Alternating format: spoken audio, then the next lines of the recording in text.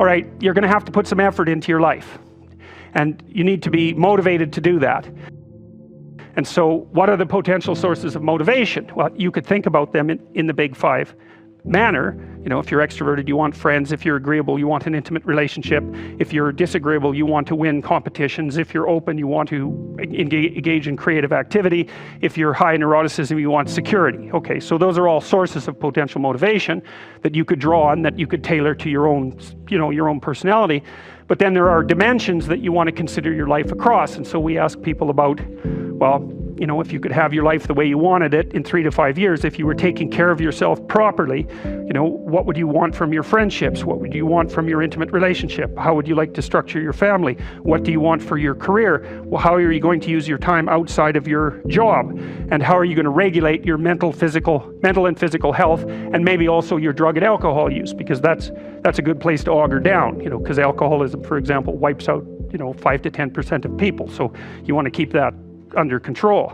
And then so maybe, you know, you develop a vision of what you would like your life to be, and that associates the goal. Well, once the goal is established, and then you break down the goal into microprocesses that you can implement, the microprocesses become rewarding in proportion, in relation to their causal association with the goal, and that tangles in your incentive reward system, keeps you moving forward. And the way it works is that it works better if it produces positive emotion when it can see you moving towards a valued goal.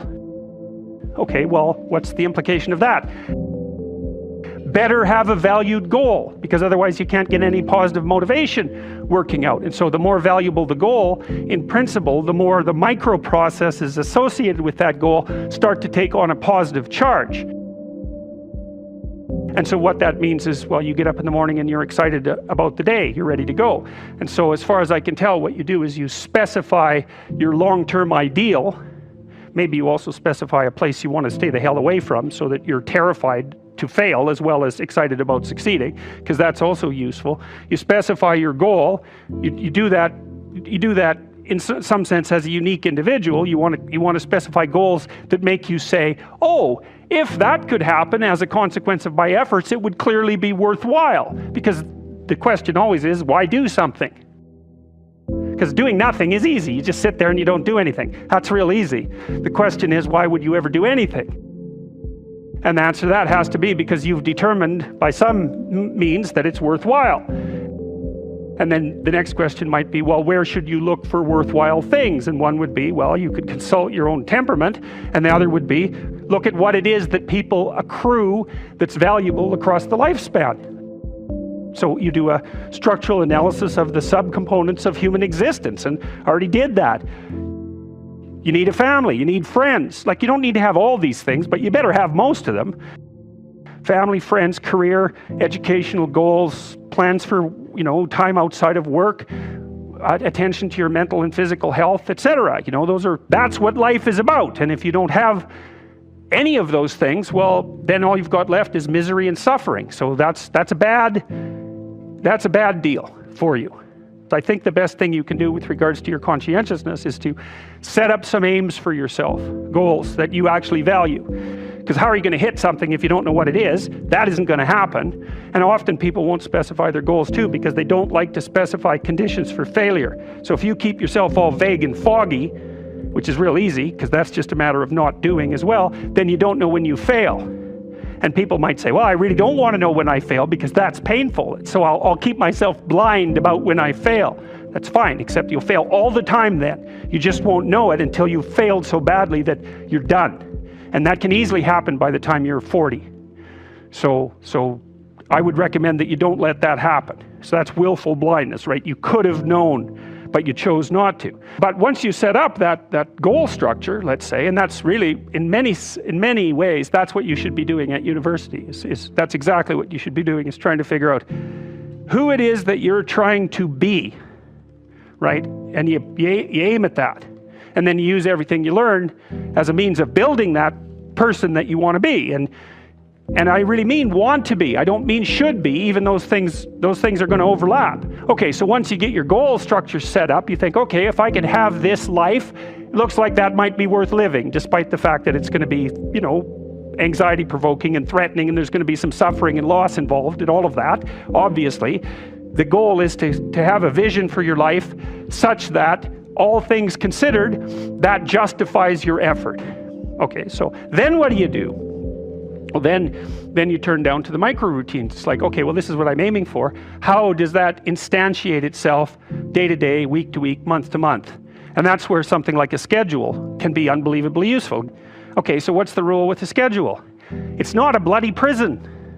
That's the first thing that people do wrong. They say, well, I don't like to follow a schedule. Well, it's like, well, what kind of schedule are you setting up? Well, I have to do this, then I have to do this, then I have to do this, you know, and then I just go play video games, because who wants to do all these things that I have to do? It's like, wrong.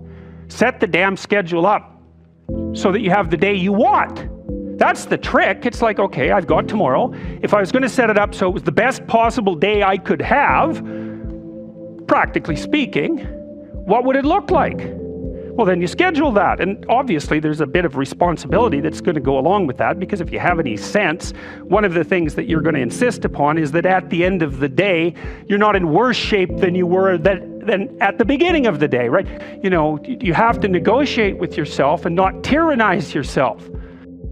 Like you're negotiating with someone that you care for, that you would like to be productive and have a good life. And that's how you make the schedule. It's like, and then you look at the day and you think, well, if I had that day, that'd be good. And if you hit it even with 50% accuracy, another rule is, well, aim for 51% the next week, or 50.5% for God's sake, or because you're going to hit that position where things start to loop back positively and spiral you upward. So that's one way that you can work on your conscientiousness, is plan a life you'd like to have. And you do that partly by referring to social norms. That's more or less rescuing your father from the belly of the whale. But the other way you do that is by having a little conversation with yourself about, as if you don't really know who you are, because you know what you're like. You won't do what you're told. You won't do what you tell yourself to do. But, you know, my point is that you have to understand that you're not your own servant, so to speak. You're someone that you have to negotiate with, and you're someone that you want to present the opportunity of having a good life to. And that's hard for people, because they don't like themselves very much. So, you know, they're always like cracking the whip and then procrastinating. One of the things you should be asking yourself is, when you spend an hour, was that, well, would have I paid someone $50 to have had that hour? And if the answer is no, it's like, well, maybe you should do something else with your time. And it depends on whether or not you think that your time's worthwhile. But the funny thing about not assuming that is, if you assume your time isn't worthwhile, what happens is you don't just sit around sort of randomly in a state of responsibility-less bliss. What you do is you suffer existentially.